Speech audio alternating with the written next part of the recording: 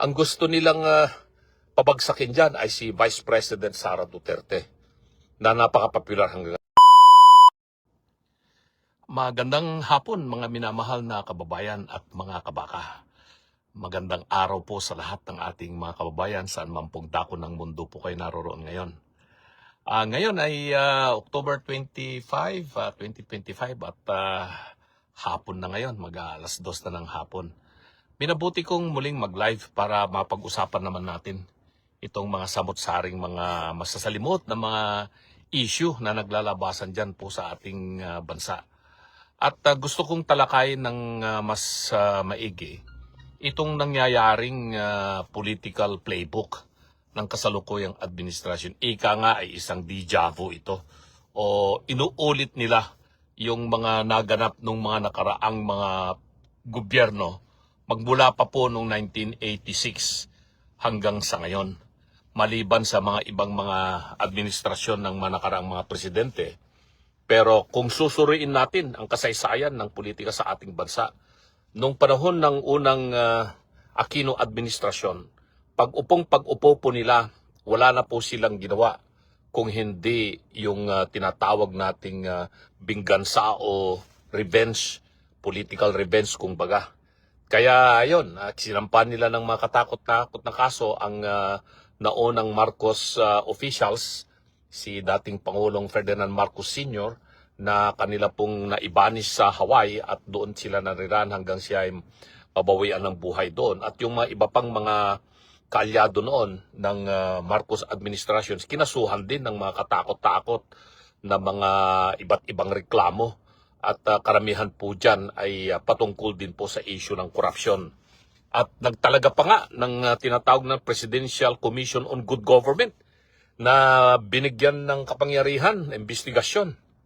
At marami pong mga personalidad ang inimbestigahan at kwinestyon ang kanilang mga ari-arian, nanakaw na yaman at kung ano-ano na ang nangyari noon. So maraming mga personalidad ang nasangkot sa mga issue na yan. Pero tingnan natin ang nangyari pagkaraan ng maraming taon, wala rin pong matibay na mga ebidensya nagpapatunay doon sa mga pinaratang nilang mga kaso. Noong 1986 hanggang sa ngayon, wala pa rin napatunayan na kaso at wala rin pong mga naipakulong na mga malalaking mga isda kumbaga. At ito ay naulit muli noong 2010 hanggang 2016, pangalawang Aquino administration. At dahil hindi rin po naging maganda ang mga naging mga palakad ng pangalawang Aquino administration, papalubog na rin itong pangalawang Aquino administration at kailangan po nilang pabanguhin ang kanilang politika, imahe sa politika para mapanatili nila yung kanilang kapangyarihan. Kaya tinira rin po kaagad si dating Pangulong Gloria Macapagal-Arroyo, kinasuhan ng plunder, kinasuhan ng electoral sabotage, samot-saring mga kaso ang mga isinampa sa kanya. Alam na alam ko po yan kasi isa po ako sa naging abogado ni dating Pangulong Gloria Macapagal-Arroyo. At naging aktibo po tayo sa pagtatanggol sa kanya sa mga korte sa Sandigan Bayan at iba pang mga korte sa ating bansa, dyan sa Ombudsman at saka iba pa. At nakita naman natin na lahat ng mga paratang po nila ay talagang wala pong matibay na basihan kung hindi maingay lamang po sila sa media. Maingay po sila sa media, kontrolado nila ang mga media, lalong-lalo na ang mga television, maglalaki ang mga television noon. Ay talaga pong napakahirap ng dinaanan ng mga sinakdal nung panahon ng Noynoy administration. At ganun din, hindi lang naman po si dating Pangulong Gloria ang kanilang sinampahan din ng katakot-takot na kaso. Sina dating Senator Juan Ponce Enrile, Senator Jingo Estrada, Senator Bong Revilla, ibang mga congressmen, at yung Sinapoles at mga iba pa. At ang pinagbabasihan nila rito ay siyempre mga inimbento, pinabrikan nilang mga testimony ng kanilang mga testigo na iniharap nila sa investigasyon. Pero maliwanag na ito ay kanila pong binakapan o binigyan po ng malaking media exposure. Kaya po, naipakulong nila si GMA na matagal po siyang nasa arrest sa Veterans Memorial Hospital At yung iba pa, katulad ni Senator Enrile noon, ay kinulong nila sa Camp Crame. At nabisita ko siya ng mga ilang beses sa Camp Crame habang siya ay nakakulong doon. Nabigyan pa nga niya ako ng libro niya. Ganon din si Senator Estrada, Senator Jinggoy, nabisita ko. Kasi pati na rin po yung dating Chief of Staff ni Senator Enrile, si Ma'am Gigi Reyes, nabisita ko rin po yan sa Bikutan nung sila po ay kanilang dinidinitain doon.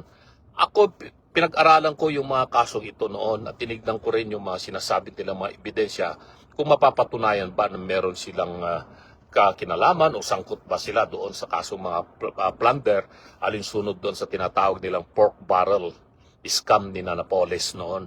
At sabi ko nga noon, hindi matibay ang ebidensya. Hindi ito magiging sapat na magkakaroon ng judgment of conviction kung ito lamang ang kanilang mga ebidensya. Kasi lahat yun ay mga produkto ng media eh. Yun ang masakit eh. Produkto ng media, inuna nila yung media. Ay samantalang ang nag-iimbestiga noong mga panahon na yan, sina dating Secretary Laila De Leva na ngayon ay naging congresswoman na, dating naging senador. At alam ko kaya yung mga ebidensyang yun ay hindi mapapatunayan ang tinatawag nilang kasalanan or proof beyond reasonable doubt. Proof of guilt beyond reasonable doubt. Na yun ang degree of evidence na kinakailangan para ang isang taong nasasakdal sa kasong krimen ay mapatunayan siyang nagkasala. At sa tingin ko noon pa, talagang dapat na-dismiss na noon. Tumagal ng tumagal yan, naparusahan yung mga hindi dapat maparusahan. Sila ay nakulong at napagbintangan at nasira yung kanilang mga pangalan. Pero lumabas ang katotohanan at nagkaroon ng desisyon ang Sandigan Bayan at mga nakarang mga desisyon ng Korte Suprema na sa tingin natin ay tama naman. Kaya hindi nila pwedeng sabihin na sila ay nababahala ngayon sa naging hatol ng Sandigan Bayan sa pag-absuelto kay Senator Enrile at si dating Chief of Staff niya si Attorney Gigi Reyes. Bakit siya mababahala? Siyang nag-imbestiga noon eh. Pero maliwanag naman, sabi ko nga, mahirap kasi yung mga investigasyon na ganon na ang tunay na dahilan ay politika. Hindi paghahangad o paghahanap ng tunay na hustisya. Ginamit na mga personalidad bilang sangkalan para mapabango ang isang gobyerno na papalubog na o papaalis na at kawawa naman yung may sinangkot na mga personalidad. Kaya ako, sabi ko, hindi mo pwedeng matawaran yung naging hatol ng Sandigan Bayan o ng Korte Suprema. Respetuhin natin yon, yung magiging desisyon ng Korte Suprema at ng Sandigan Bayan. Kasi yung mga mahistradong gumanap ng kanilang mga tungkulin, wala silang ibang pinagbasihan dyan kung ano yung mga prinisentang siniwalat ng nasa prosecution. Bakit ka naman ba nagsampa sila ng mga kasong ganon kung hindi naman po pala talaga matibay ang dahilan? Sayang lang yung ginugol na panahon at mga resources ng pamahalaan sa pagliliti sa mga kasong ganito na wala naman pong naging direksyon o mali ang naging direksyon. Kaya ito ngayon ang nakikita nating political playbook na ginagawa naman ng kasalukuyang administrasyon.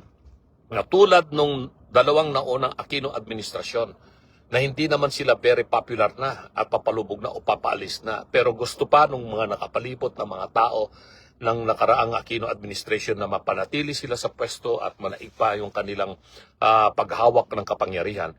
Ganon na ganon ang ginagawa ngayon ng kasalukuyang administrasyon. Tignan na lamang po natin, no? Ang gusto nilang pabagsakin dyan ay si Vice President Sara Duterte na napaka-popular hanggang ngayon. So ano ang kanilang unang ginawa? Ay pinakulong nila si dating Pangulong Rodrigo Roa Duterte, si Tatay Digong, sa pamamagitan ng kasong kanila naman pong inaimbento na crimes against humanity. At sa ibang pagkakataon, tatalakayin ko po yung mga naging hatol o kaya mga resolusyon po ng ICC doon po sa hindi po nila pagpayag na magkaroon ng interim release si Tatay Digong at doon sa kanilang pagsabi na sila ay may jurisdiction para ipagpatuloy ang pagdinig kay Tatay Digong. Pero sa ngayon po, suriin po natin itong ginagawa ng kasalukuyang administrasyon. Hindi po nila titigilan si Vice President Sara Duterte. Talaga pong siya ang target, pangunahing target po rito. Na siya ay una, ma-impeach muli sa House of Representatives at ma-convict sa Senado. Pagdating po ng February next year, uumpisan nila yung impeachment. Siguradong papasa po yan sa House of Representatives. Kung ito ay may babato sa Senado, sisikapin po nilang ma-convict si VP Sara dyan po sa Senado, matanggal sa pwesto at makasuhan din ng mabibigat na kaso sa Sandigan Bayan. At iyan po ang ginagawa ngayon na investigasyon ng Ombudsman dahil meron na mga naisampang mga kaso na ang kasong ito ay nanggaling sa mga grupo na dilawan o pinklawan na sila po ay nagsampa ng kaso at binigyan ng napakalawak na coverage ng traditional media at ng mga social media na alam naman po natin kung sino ang kanilang kinikilingan. At pangalawa naman ay itong paghahain ng malawakang kaso kay Senator Bongo at kay Senator Bato. Alalahanin natin meron pang nakabinbin daw na warrant of arrest kay na Senator Bongo at Senator Bato patungkol po dyan sa ICC sa kaso naman po itong Crimes Against Humanity kung saan nakapit na nga po si Tate Digong sa Netherlands. At pilit po nilang binubuhay itong kasong ito at talaga pong pinipilit nilang ilabas yung warrant of arrest sa ICC para madampot si Senator Bongo at saka Senator Bato. Abangan natin kung ano mang mangyayari dito. Tatalakayin ko yan sa ibang pagkakataon. So ito sinampahan si Senator Bongo at si dating Tatay Digong, Presidente Tatay Digong, ng kasong plunder na naman sa Ombudsman. At ang nagkaso, isang dating senador na hindi na pinapaniwalaan ng taong bayan. Na wala nang pumapansin dyan, pero nagpupumilit pa rin makabalik at mapag-usapan sa media. Hindi na po kayo magtataka kung bakit napakalawak din ng media coverage na binigay sa kanya at pagkikita mo yung mga optics nila na kung gaano kakapal yung mga dokumentong nilagay pa doon sa kariton para maipakita lang at mabigyan ng magandang optics kung baga. Para pag pinanood mo nga naman sa television yun ay para maantig at ang damdamin ng mga Pilipino at mapaniwalang Pilipino na yung walang katuturang mabinibintan ng kaso ng senador na ito laban kay Senator Bongo at kay Tate Digong ay mapagtutuon ng pansin. At yan ay talaga pong kasama sa playbook yan. Kitang-kita katulad ng ginawa po nila nung panahon ng Noynoy Aquino administration. Ganito ang ginawa nila noon na playbook. Mga malawakang mga media coverage, paninira sa mga dating mga senador o kasalukuyang mga senador. At ganun din, hindi lamang po si Senator Bongo sinasangkot na dito. Mga ibang mga personalidad na kanilang mga binabanggit. At ang masakit pa, ito ngayon, ang hindi katanggap-tanggap sa karamihan ng mamamayang Pilipino.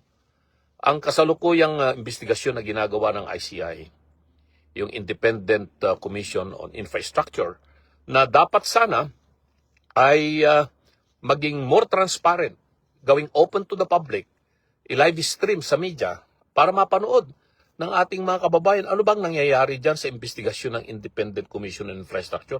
Independent nga ba yan o hindi independent yan? Kasi nga, wala namang pundo yan at saka hindi naman ito permanent na commission na katulad ng PCGG, kung hindi ad hoc lamang po ito. Ad hoc lamang po ito. So ibig sabihin po nyon, ang buhay ng ICI, nakadepende po yan sa kagustuhan po ng administrasyon o ng pamahalaan. Anytime po ay pwedeng i-dissolve yan kung hindi maganda ang magiging direksyon. Tapos sino ba yung mga pinapatungkulan sa ngayon? Ay yung mga sinasampa ng kaso na ngayon sa Ombudsman, ay yung mga contractors lang at saka yung mga maliliit na mga opisyal ng pamahalaan ng DPWH.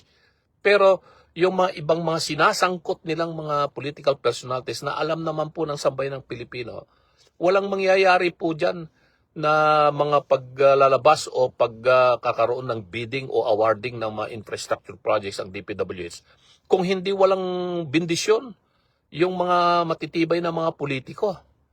Hindi ko napabanggitin kung sino-sino itong alam na ng taong bayan yan. At lalong-lalo na kung paano nagkaroon ng mga bilyon-bilyong pondo ang isang proyekto o isang lugar, ay siguradong hindi kakayanin yan ng isang ordinaryong congressman lamang. Kung ikaw ay isang district representative lamang o kaya ikaw ay isang party list representative na wala ka namang pinangahawakan ng mataas na pwesto sa Kamara, hindi ka magkakaroon ng bilyon-bilyon na proyekto para sa flood control. At flood control lamang po ang pinag-uusapan natin dito. Paano pa yung mga ibang mga projects sa kalsada, tulay at iba pa. Hindi po mangyayari yan kung wala pong bendisyon o kinalaman ang mga matataas na opisyal ng Kongreso ng Pilipinas at pati na rin sa Executive Department. Balikan po ninyo, mga minamahal na kababayan, yung naging State of the Nation address na naganap po nung 2024 SONA. Balikan po ninyo. Tignan po ninyo yung mga binabanggit nila, no? Kung meron bang kinalaman ang mga matataas na opisyal ng Executive Department dito sa naganap na pagbubunyag tungkol sa mga blanco raw na mga pahina ng General Appropriation Act o yung BICAM report na naging GAA. Tignan po ninyo kung sino ang pwedeng managot po rito sa malawakang korupsyon na ito. Pero ang maliwanag na playbook dito ay magkaroon ng diversyon o mailipat ang atensyon ng taong bayan sa mga tunay na nagkasala sa taong bayan o sa pamahalaan patungkol po rito sa malawakang korupsyon na naganap sa DPWH. Maliwanag po dyan, pinipilit nilang buhayin itong mga kaso ni BP Inday sa ang kanilang sinasabi niya ay tungkol sa confidential funds sa DepEd at sa Office of the Vice President. At binubuhay pa rin na sinasabi nila nasangkot din daw po siya sa extrajudicial killing dyan sa Davao dahil naging Vice Mayor po siya sa Davao at naging Mayor. At lalong-lalo na ngayon, yung ginagawa nila kay Senator Bongo, mga ibang mga senador, at sila po ngayon ang kanilang mga inuunang kinakasuhan samantalang nagpapatuloy o patuloy pang nagkakaroon ng investigasyon kung tunay nga bang investigasyon yung nagaganap ngayon patungkol sa ICI. Ako nung una ay naniniwala na magiging patas ang maging investigasyon kasi kilala ko naman po yung dalawa sa mga naging commissioners po dyan o mga commissioners dyan. Si dating Secretary of Public Works, Babe Singson, at saka si dating Justice Andres Reyes. At siyempre, nung nandiyan pa si Mayor Magalong. Pero nung umalis si Mayor Magalong, doon ako nag-umpisang magduda. Ano bang nangyayari rito? Tapos lumabas yung naging decision ng ICI na hindi na isa sa publiko. Hindi walang public hearing na magaganap kung hindi closed door hearing ng mga papatawag na iimbestigahan mga testigo. So hindi natin mapapakinggan kung ano yung nangyayari. Hindi rin po natin mababasa kung meron bang transcript of records yan, kung ano ang mga naging pahayag. Importante kasi sa taong bayan na makita po nila yan. Meron tayong tinatawag po sa saligang batas, the right to information on matters of public concern. Supreme po yan para sa ating mga mamamayan. Na kailangan pong malaman natin yung kahalagaan ng mga impormasyon na dumarating po sa atin kalaman sa pamamagitan po ng media, ng social at traditional media. Pero wala na tayong pag-asa na makita po yan. Kasi nga po, hindi po naka-live stream yung ICI hearing, hindi po open to the public, na pwede po tayong manood dahil nga po ay sinasabi nila para maprotektahan yung karapatang ng mga personalidad na mababanggit dito sa mga investigasyon na ito. Yung right of privacy na yan, of individual rights pagdating po dyan sa tinatawag na presumption of innocence or against trial by publicity. Wala pa pong mangyayaring ganon. Investigasyon nga po ito ang magkakaroon po ng trial by publicity, kung yan po ay maisampa na po sa korte at doon sa korte ay papayagan na magkaroon ng live media coverage na hindi dapat. Kasi nga po, iba po yung appreciation ng ebidensya na. Andoon na kasi yung determination ng strength or weakness of evidence pagdating po sa judicial trial.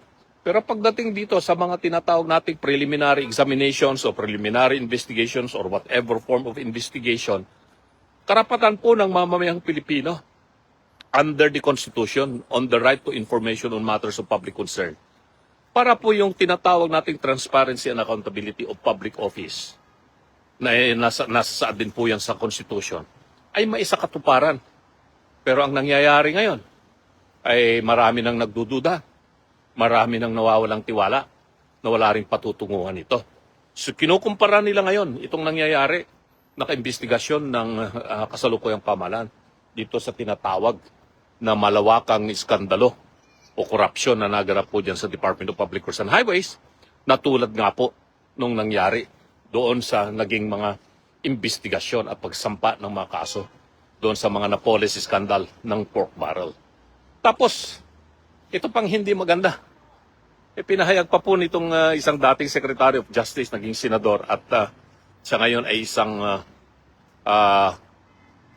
congresswoman na alam naman po natin ang kulay nila, kulay dilaw o kulay rosas or pink, na dismayado raw sila sa naging hatol ng Sandigan Bayan sa pagka-absuelto ni dating Senator Juan Ponce-Enrile ng GPE. Bakit siya madidismaya o mababahala? Samantalang siya yung lead investigator ng mga panahon na yon.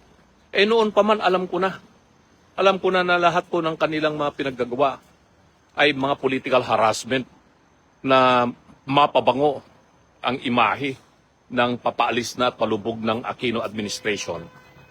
Pero ginawa po nilang sakripisyo ang kanilang mga kalaban sa politika.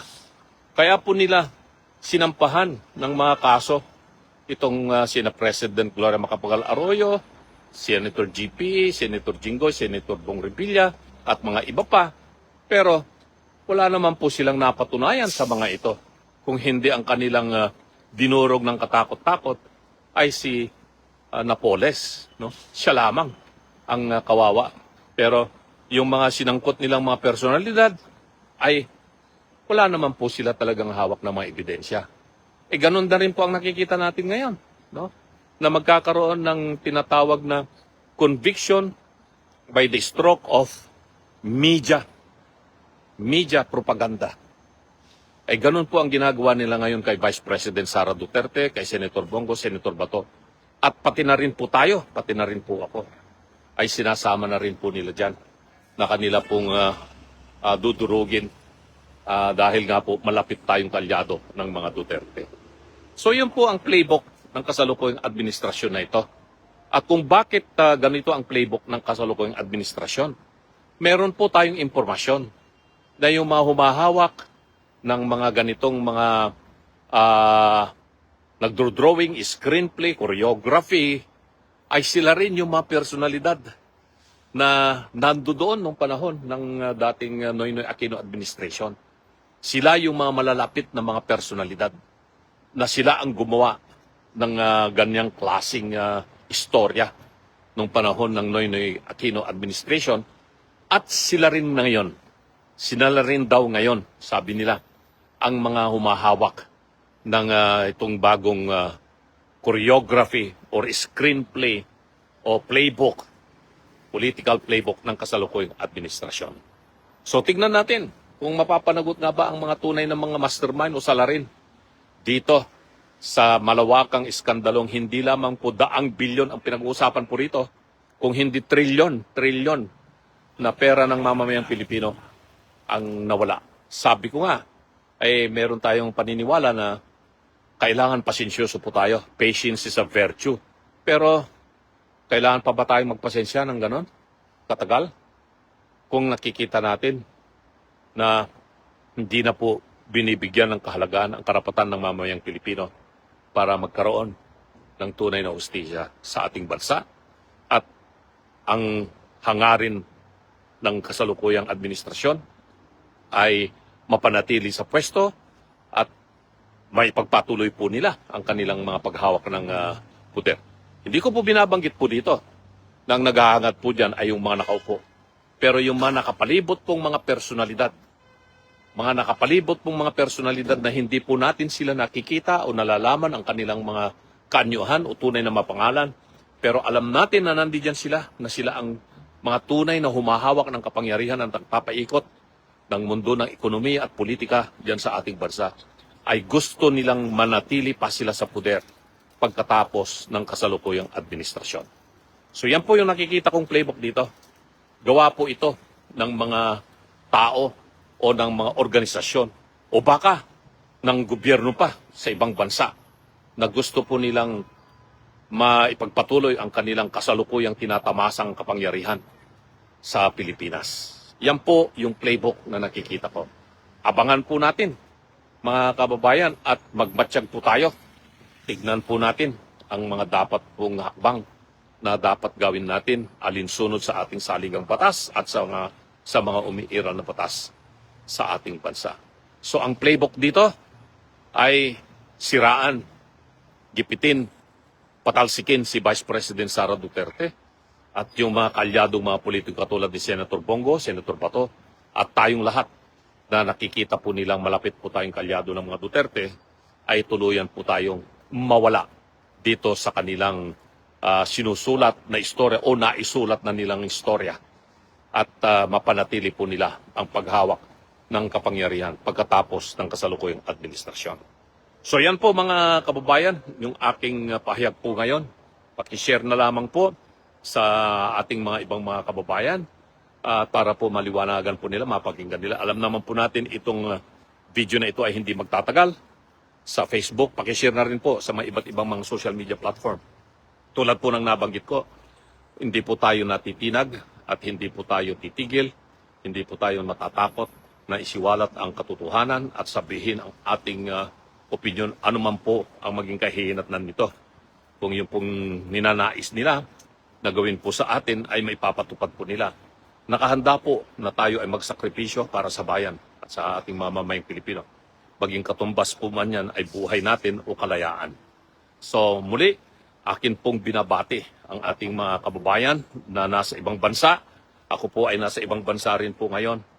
Tatapos ko lang po makipagpulong sa mga kausap po natin dito para naman makatulong tayo baka sakali para magkaroon ng magandang hinaharap yung mga kababayan natin naghahangad na makahanap ng magandang trabaho sa ating bayan.